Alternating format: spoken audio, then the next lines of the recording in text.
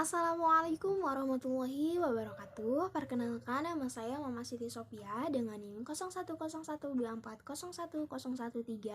Di sini saya akan memaparkan materi untuk memenuhi tugas ujian tengah semester mata kuliah Ulumul Quran.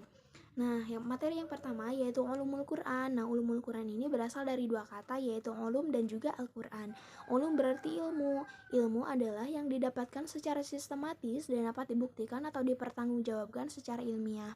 Yang kedua yaitu Al-Quran, yaitu Al-Quran adalah kalam Allah yang diturunkan kepada Nabi Muhammad SAW melalui malaikat Jibril secara berangsur-angsur selama 22 tahun 2 bulan 22 hari, sehingga yang membacanya dinilai sebagai ibadah.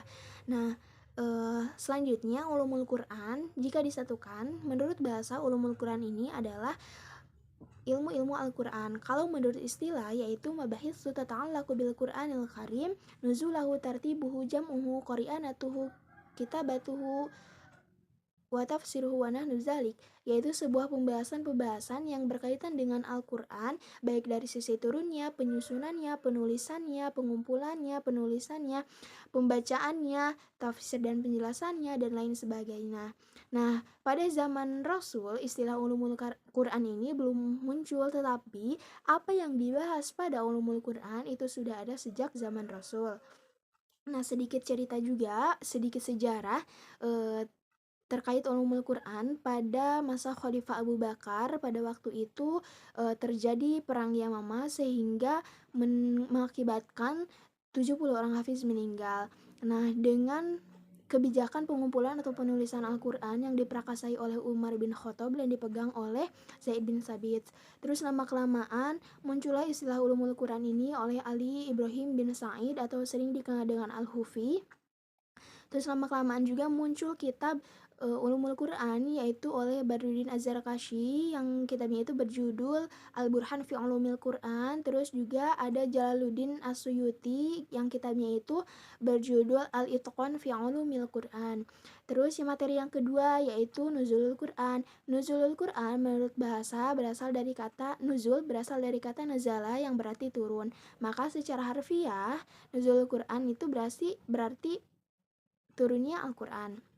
Kalau menurut istilah nuzulul Quran ini yaitu proses turunnya wahyu Al-Quran dari Allah Subhanahu wa taala kepada Nabi Muhammad SAW melalui perantara malaikat Jibril secara berangsur-angsur selama kurang lebih 23 tahun, yaitu 13 tahun di Mekah dan 10 tahun di Madinah.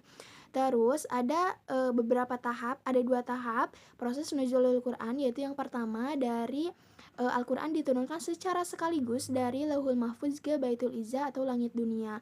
Terus tahapan yang kedua yaitu dari Baitul Izzah diturunkan secara berangsur-angsur kepada Nabi Muhammad melalui Jibril sesuai dengan situasi kondisi di tengah masyarakat pada waktu itu. Nah, ternyata mengapa Al-Quran diturunkan secara berangsur-angsur itu ternyata ada hikmahnya. Yang pertama untuk menguatkan hati Nabi Muhammad SAW.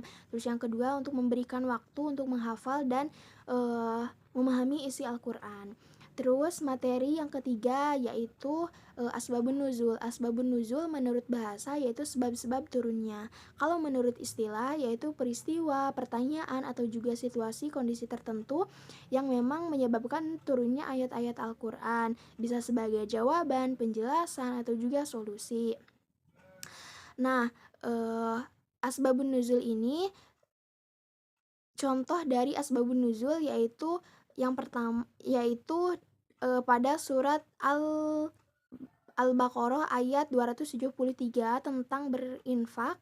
Nah, artinya seperti ini.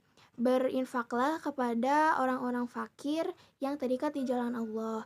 Nah, pada waktu itu kisahnya ada 2 pendapat atau ada 2 riwayat yang memang menyebutkan yang pertama ayat ini turun dikarenakan untuk para sahabat-sahabat miskin dari kalangan muhajirin seperti Asbab As-Suffah. Terus juga riwayat yang kedua menjelaskan bahwa ayat ini turun untuk orang-orang fakir yang sedang berjihad dan tidak sempat berdagang. Nah, meskipun ayat-ayat ini sebabnya berbeda, tetapi maknanya tetap memahami pentingnya bersedekah kepada orang-orang fakir yang memang sedang berjuang di jalan Allah. Terus materi yang terakhir yaitu munasabah. Munasabah menurut bahasa berasal dari kata nasabah yunasibu munasabatan yang berarti pencocokan atau penyesuaian. Terus menurut istilah munasabah ini yaitu hubungan atau keterkaitan antara satu ayat dengan ayat. Maaf tadi kameranya mati. Terus munasabah menurut istilah yaitu hubungan atau kecocokan antara satu ayat dengan ayat yang lain atau juga satu surat dengan surat yang lain. Terus ada macam-macam munasabah menurut dari sifatnya. Yang pertama ada zohir irtibat, yaitu zohir irtibat ini adalah hubungan antara ayat yang jelas dan kuat sehingga secara logis kita bisa lihat gitu. Contohnya seperti surat Al-Fatihah ayat 6 dan 7 yang artinya ayat 6 ini tunjukkanlah kami ke jalan yang lurus, dan ayat 7-nya ini memberikan penjelasan dari ayat 6. Terus yang kedua ada khafiyul irtibat. Nah, khafiyul irtibat ini adalah hubungan antar ayat yang memang tidak terlihat jelas gitu. Jadi ini intinya samar gitu. Dan ini tuh harus membutuhkan penjelasan dari mufasir atau juga pemikiran yang mendalam. Nah, contohnya enggak. Mungkin hanya itu saja yang dapat saya sampaikan. Mohon maaf apabila masih banyak kekurangan. Wassalamualaikum warahmatullahi wabarakatuh. Audio Jungle.